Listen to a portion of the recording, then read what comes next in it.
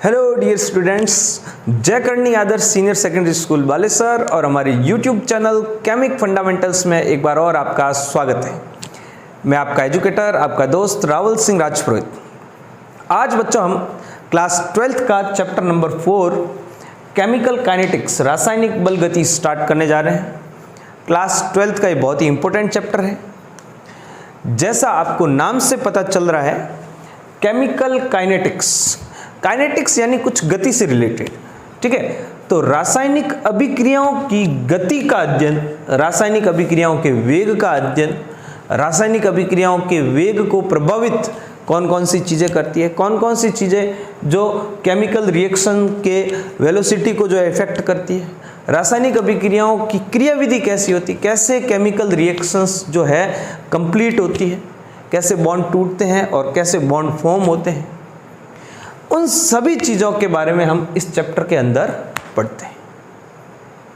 यह chapter board के लिहाज से भी बहुत इंपॉर्टेंट है और as well as competition exam NEET और जेई के लिए भी बहुत महत्वपूर्ण चैप्टर है।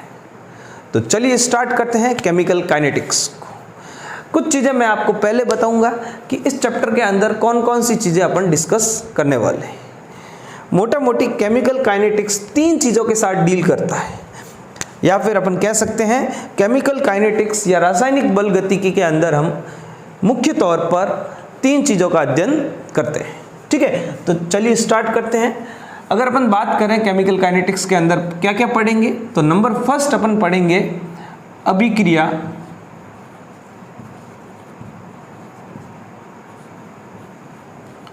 का वेग। क्या पढ़ेंगे? अभिक्रिया का वेग। इसको बोलते हैं या फिर इसको बोलते हैं अभिक्रिया की दर।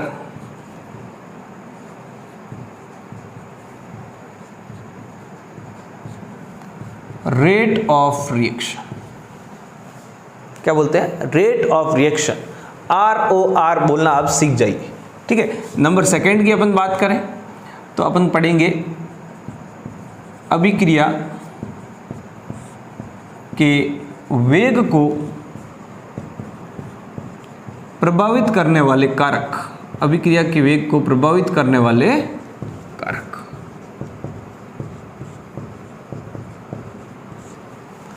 और नंबर थर्ड के बारे में अपन डिस्कस करेंगे अभिक्रिया की क्रियाविधि।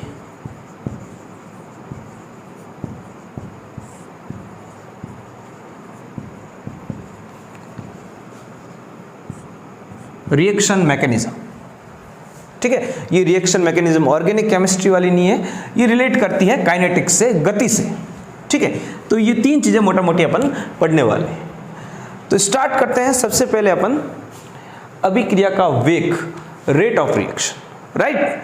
तो आप हेडिंग डाल दीजिए अभिक्रिया का वेग, रेट ऑफ रिएक्शन।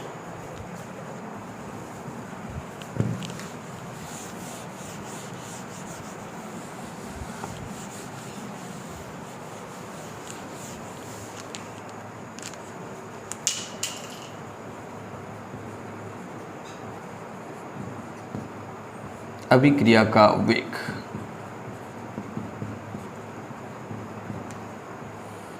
और इसको अपन बोलेंगे ROR, राइट। चलिए, तो देखो बेटा, अभिक्रिया का वेग क्या होता है अपन लिख सकते हैं यहां पर। इसकी जो डेफिनेशन होती है, रासायनिक अभिक्रिया में, रासायनिक अभिक्रिया में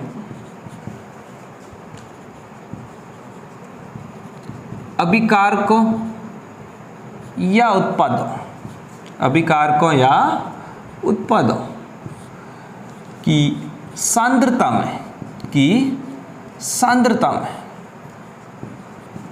परिवर्तन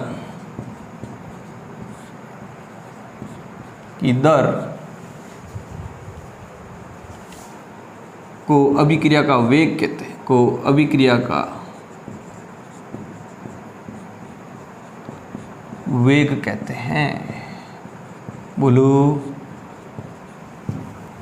रासायनिक अभिक्रिया में अभिकारकों या उत्पादों की सांद्रता, वर्डिंग देखना, अभिकारकों या उत्पादों की सांद्रता में परिवर्तन की दर को अभिक्रिया का वेग कहते हैं। दर का मतलब अपॉन में टाइम, ठीक है।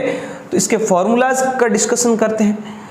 तो सबसे अगर अपन बात करें ROR या अभिक्रिया के वेग की बात करें तो इसका फॉर्मूला होता है परिवर्तन, परिवर्तन का मतलब होता है डेल्टा, अभिकारक को बोलते हैं रिएक्टेंट मतलब R, और सांद्रता के लिए अपन इस कोष्टक का उपयोग करते हैं में परिवर्तन की दर मतलब कि बटा समय। तो ये फॉर्मूला होता है वेग का। या फिर मैं बोल सकता हूं या उत्पादों की सांद्रता में, उत्पाद को बोलते हैं प्रोडक्ट, और डेल्टा लगाएंगे परिवर्तन के लिए, कोष्टक लगाएंगे सांद्रता के लिए, अपॉन में समय। तो ये होता है अभिक्रिया का वेग। अभिक्रिया के वेग में एक और चीज आपको ध्यान में रखनी है कि ये जो अभिक्रिया का वेग होता है इसमें अभिकारक की सांद्रता में जो परिवर्तन होता है उसके आगे नेगेटिव चिन्ह लगाते हैं। उसका कारण ये होता है कि अभिकारक की सांद्रता में कमी होती है और उत्पाद की सांद्रता धीरे धीरे बढ़ती है।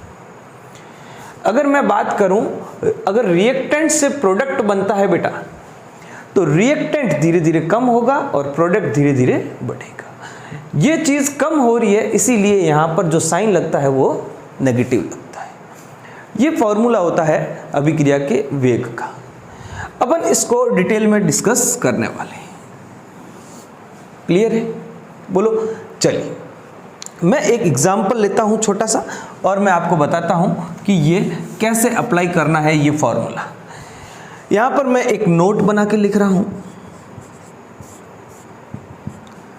अभिक्रिया का वेग ज्ञात करते समय, अभिक्रिया का वेग ज्ञात करते समय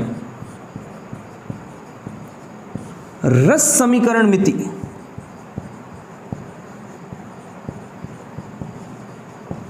मीन्स स्टोइकियोमेट्री कोफिशिएंट, रस समीकरण मिति गुणांक का भाग लगाते हैं।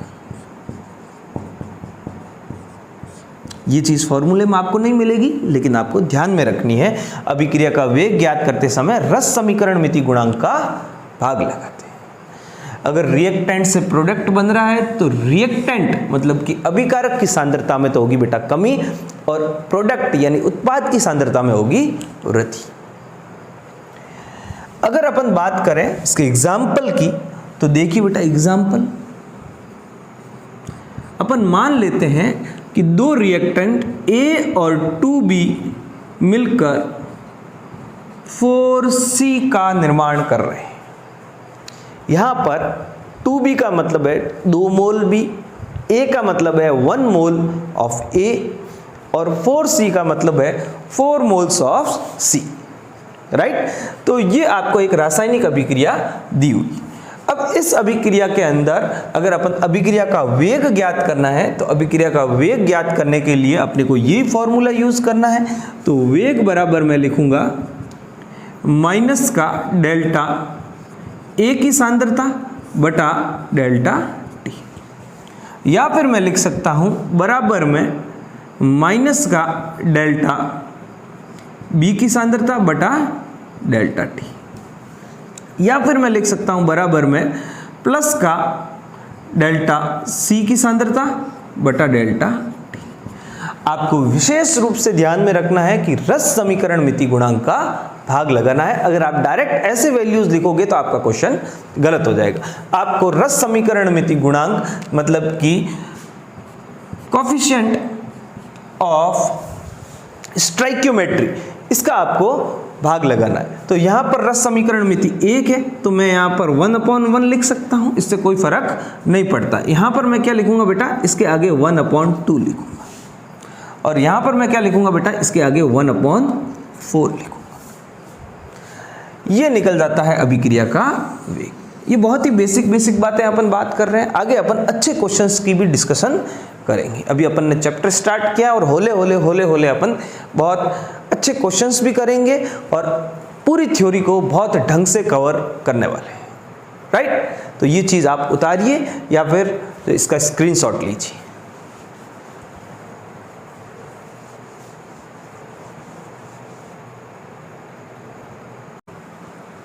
क्वेश्चन है आपके, एक रिएक्शन आपको दी है, केमिकल रिएक्शन, और उसमें बोला है आप औसत वेग ज्ञात कीजिए।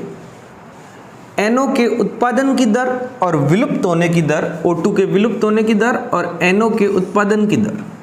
ये आपको दो चीज़ें नहीं दिख रही है। औसत वेग के बारे में आपने पढ़ा है अभी, जो भी फॉर्मूलाज पढ़े हैं अपन ने वो सभी औसत वेग के फॉर्मूला है, ठीक है। इसके बाद अपन इंस्टेंट वेलोसिटी पढ़ेंगे, तात्क्षणिक वेग।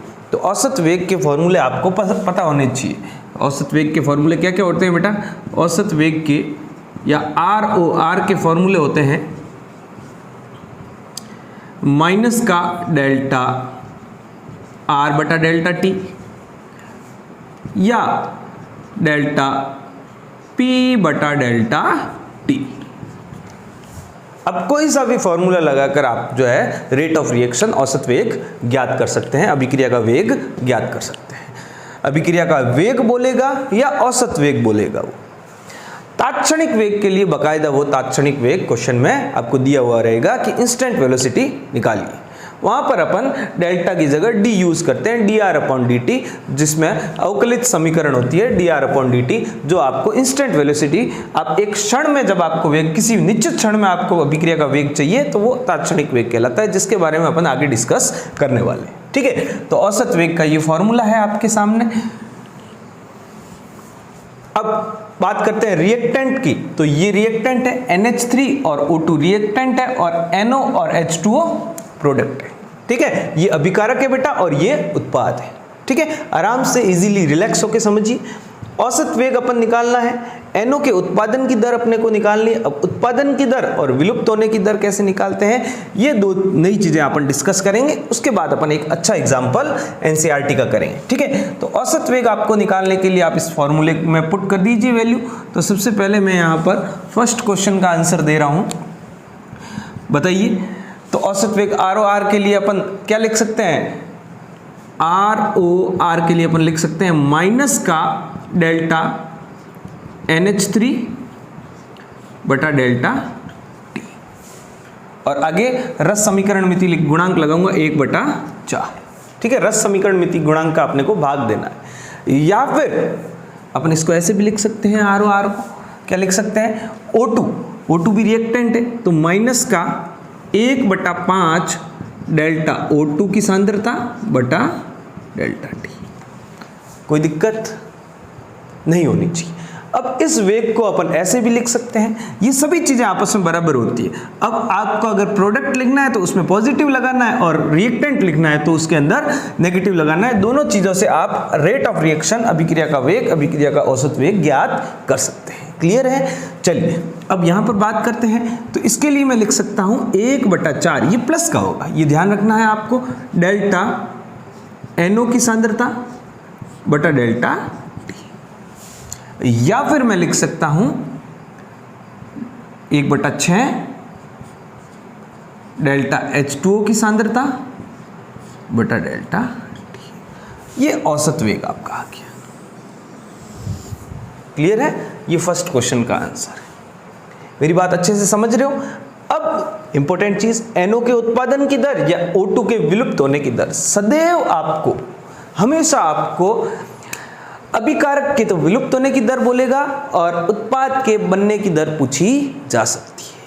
क्लियर है? ठीक है। तो या तो आपको अभिकारक के विलुप्त होने की दर पूछी जाएगी या उत्पाद के बनने की दर पूछी जाएगी। उत्पाद के विलुप्त होने की दर कभी भी पूछी नहीं जाएगी, क्योंकि उत्पाद तो बनेंगे और अभिकारक विलुप्त होंगे। अभिकारक कम होंगे और उत्पाद ज्यादा होंगे। यही तो रासायनिक अभिक्रिया है।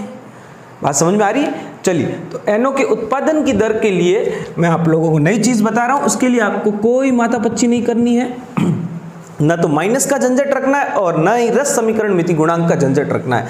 आपको सीधा मोड की वैल्यू में निकालना है कि NO के उत्पादन की दर, मतलब मैं यहां लिखूंगा NO के उत्पादन की दर बराबर, आपको क्या लिखना है? डायरेक्ट डेल्टा NO की सांद्रता बटा डेल्टा, मतलब कि NO की सांद्रता में जो परिवर्तन हुआ है उस समय में, वो NO के उत्पादन की दर है। सीधी बात है। इसके अंदर आपको, अपन यहाँ पर अभिक्रिया का वेग थोड़ी निकाल रहे हैं, यहाँ पर तो अपन सिर्फ NO के उत्पादन की दर निकाल रहे हैं, तो NO के उत्पादन की दर क्या होगी कि NO की सांद्रता में जो परिवर्तन हुआ है उसमें समय का भाग लगाएंगे तो NO की दर आ जाएगी। मेरी बात समझ रहे हो? अगर मैं बात करूं O2 के विलुप्त होने की दर, तो यहां पर मैं लिखूंगा O2 के विलुप्त होने की दर,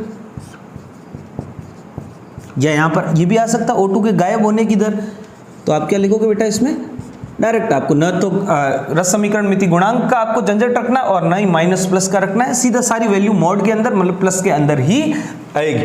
तो इसकी वैल्यू हो जाएगी आपके डेल्टा O2 बटा डेल्टा,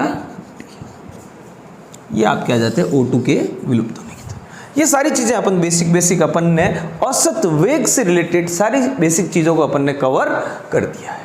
अब एक क्वेश्चन पर आते हैं, उस क्वेश्चन से आपको अच्छी तरीके से क्लियर हो जाएगा। इसको आप नोट डाउन कीजिए और मैं आपके लिए नेक्स्ट क्वेश्चन लिखता हूं, ठीक है? चलिए।